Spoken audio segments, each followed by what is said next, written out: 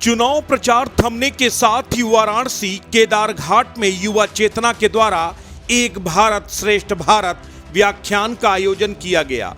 इसका आयोजन युवा चेतना के प्रमुख रोहित कुमार सिंह ने किया। इस व्याख्यान में स्वामी अभिषेक ब्रह्मचारी ने भी सहभागिता की। इसके साथ ही भारत सरकार के मंत्री अश्विनी चौबे, महाराष्ट्र सरकार के कैबिनेट मंत्री मंगल लोढ़ा, तेलंगाना सरकार के पूर्व मंत्री राजेंद्र इटाला, तेलंगाना विधानसभा में भाजपा विधायक दल के नेता ए महेश रेड्डी और विधायक रामाराव पाटिल ने भी सहभागिता की।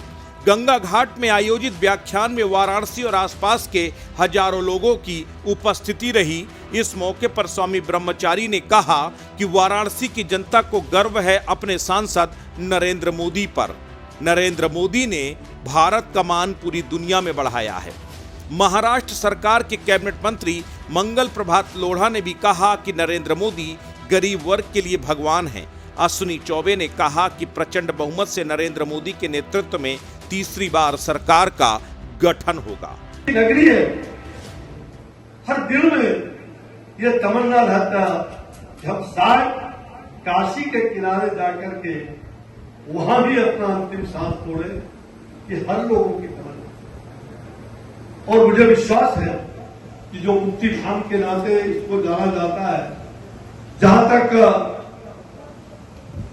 तीनों लोकों में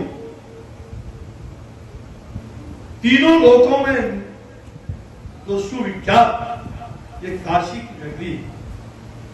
भाई और बहनों, आज का विषय आपका बड़ा ही सार्वजनिक है, एक भारत श्रेष्ठ भारत के लिए। मुझे मालूम है कि जहां बनारस आध्यात्म का केंद्र बिंदु है, भारतीय संस्कृति और सभ्यता का अगर सच कहिए। वहीं व्याख्यान के समापन पर युवा चेतना प्रमुख रोहित कुमार सिंह ने कहा कि प्रधानमंत्री नरेंद्र मोदी के सबल नेतृत्व के कारण आज पूरी दुनिया हमारे देश को पुनः श्रेष्ठ मान रही है।